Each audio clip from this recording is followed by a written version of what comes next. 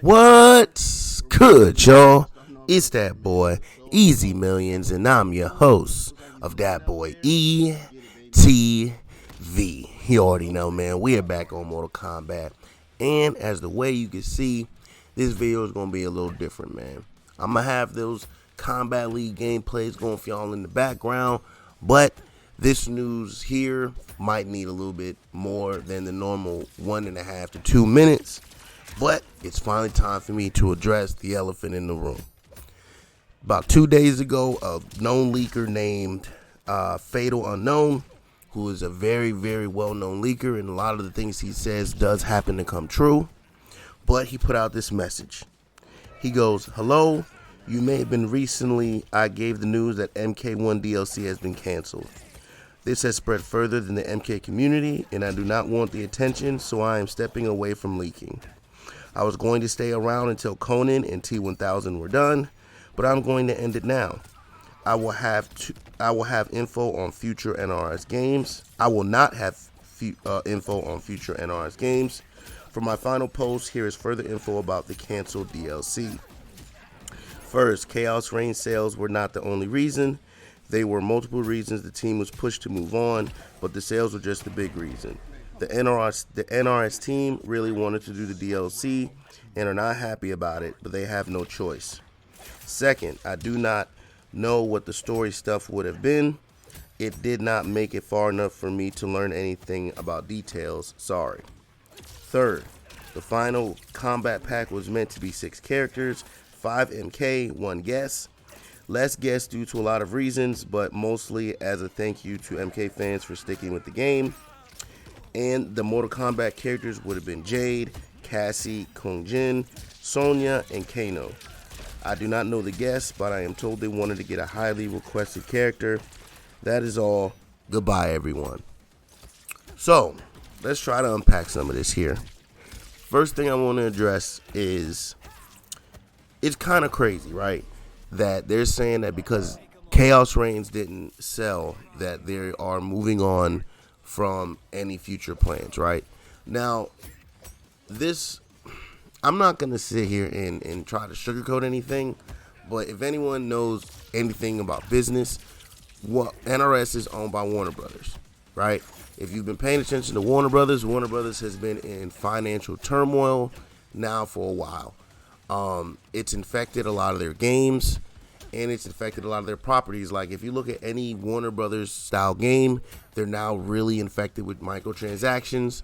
I know that one thing about Mortal Kombat was the microtransactions. A lot of people complained about it, said that there was too much, that they're being greedy. But again, their parent company, Warner Brothers, is hurting for money. So this is the reason why they, I think that the reason why they charge so much for the DLC, because they're just trying to make money. One of the reasons why they have to make money is because of a game called Suicide Squad. Don't know if you guys heard of it, but this game was dead on arrival. And then not only was it dead on arrival, and I mean dead within like the first month, I believe. Like, nobody was playing it. Not only that, but then they continued to double down on this game and release 3 DLC seasons, 3 DLC characters for a game that literally nobody plays, man. And I think that Suicide Squad made them lose a lot of money. I know that WB had also mentioned multiverses as well, but to be honest, I've never heard that multiverses, wasn't being played, or, it was never on the level of Suicide Squad. I'm pretty sure Suicide Squad lost them millions and millions, maybe even billions of dollars, the way that it all went down. But sticking more towards the MK thing and how we feel about this. The second part I want to talk about here is where he says the story stuff. With the Chaos Reigns pack, I think that they probably should have sold it separately.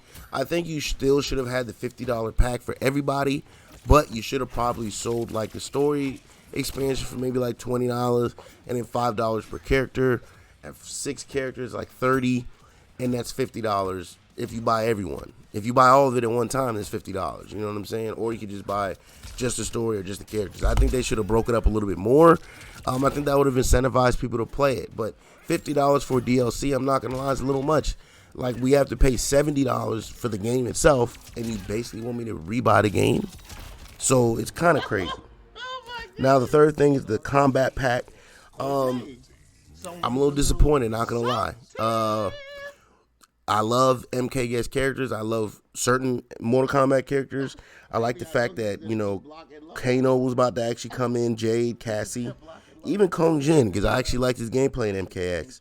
And as far as the highly requested character, since we already had like our horror people, I'm assuming it'll probably be someone like maybe like Doom Guy.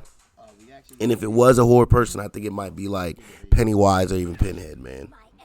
Now, let's get to something else here.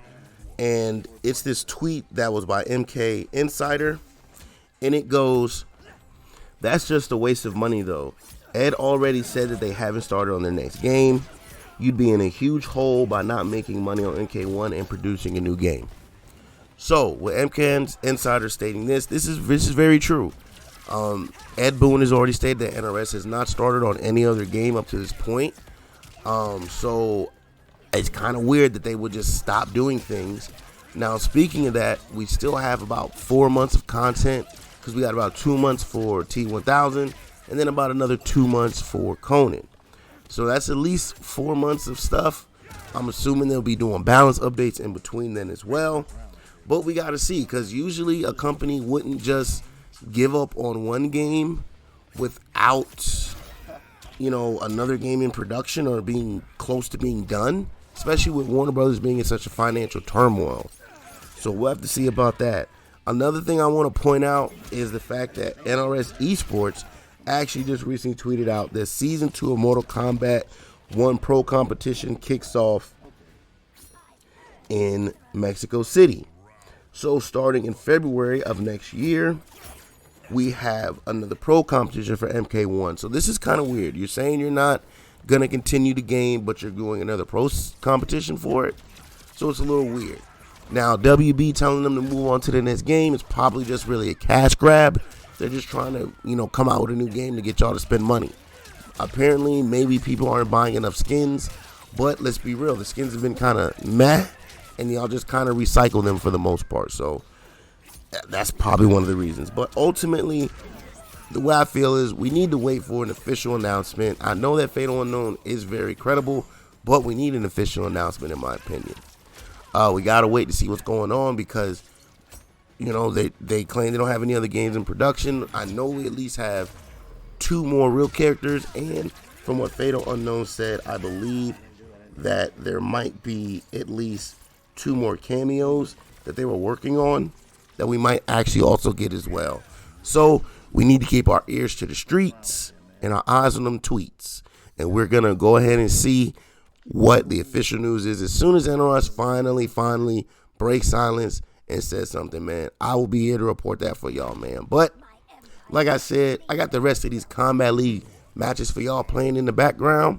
And I hope y'all enjoy that, man. But as always, please like, comment, subscribe, follow, share, become a supporter, and catch me streaming on Facebook Gaming and Twitch at That Boy ETV.